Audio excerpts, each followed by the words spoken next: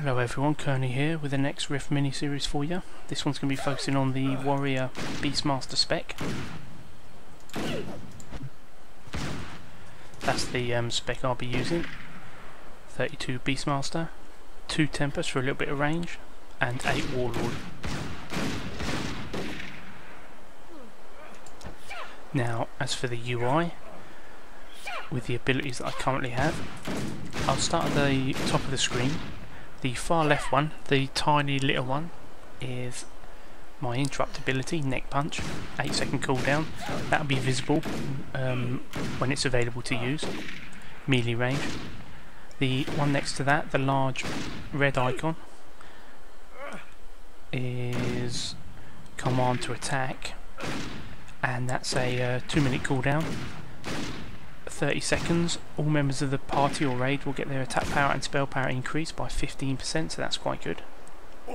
Then the heal, the small icon at the top of the screen in the centre, the heal icon, that's actually a small macro that gives me 2 abilities, and that'll just do a small heal.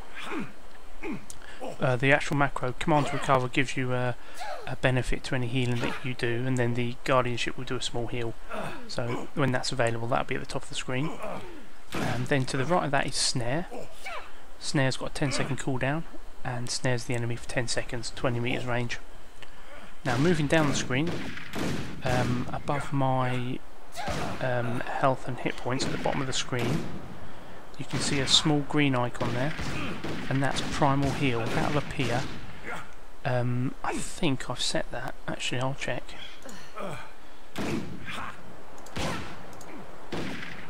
Yeah, now that's set to show whenever it's available to be used. I sometimes do it when it's not active, but it's on a it's a 6-second cooldown actually.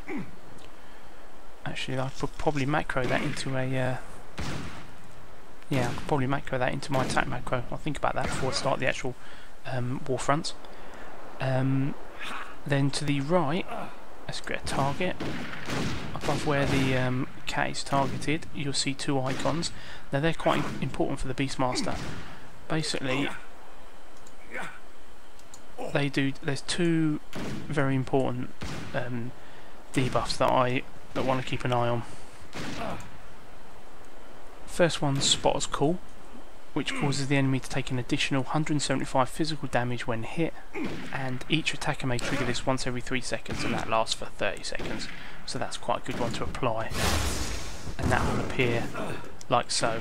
Above the target hit bars at the bottom of the screen, you'll see the sort of curled icon. That's showing you that it's active.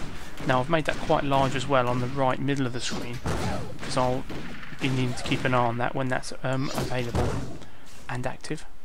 Then the second ability I want to keep an eye on, let's reapply that, is, I think it's Cutting Slash, I think it's called, yeah, Cutting Slash. Now a lot of the abilities I do are based upon how many dots are active on the target. So, and this can be stacked 3 times, and this is the first thing you want to apply to them. So, as I stack this on them, 1, 2, 3. You can see on the right of the screen there, timer with the amount of stacks that are active. So that's basically that. Now, just have a quick look at what buffs and quite a support class Beastmaster. Let's see what they've got. Call of Kinship. Heal party or raid members for 248 health over 30 seconds after every finisher. Call of Stone, that reduces all incoming damage by 5% on the party or raid for 30 seconds after a successful finisher. Again, very nice. Enhanced Conductivity, for 15 seconds after a successful hit, enemies take an additional 2% damage from the warrior. And lastly, Recovery Posture, all builders heal for 8% of the attack power. Now they're the 4 buffs, and then I've got 3 bonds that I apply as well on the right of the screen that are toggled on or off. The first one is a raid buff, Bond of Power, that increases strength, dex, intelligence and wisdom by 30 on all party members. Bond of Alacrity, which increases movement speed of all party members or raid members by 15%.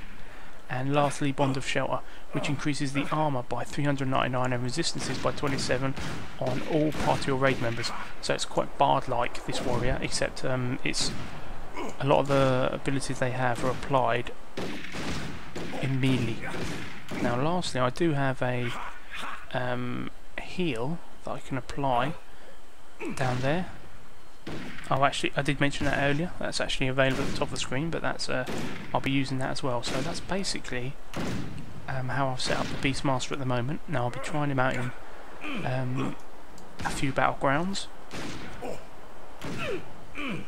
The pet has a couple of abilities that I'll just be leaving toggled on anyway. He can charge the enemy every 15 seconds.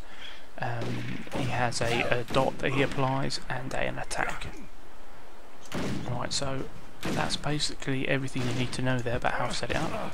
So we'll see how we go in the war fronts, although bear in mind again, I'm at the lower end of the war front, so it may not be as easy as if I was at the top end, but let's see.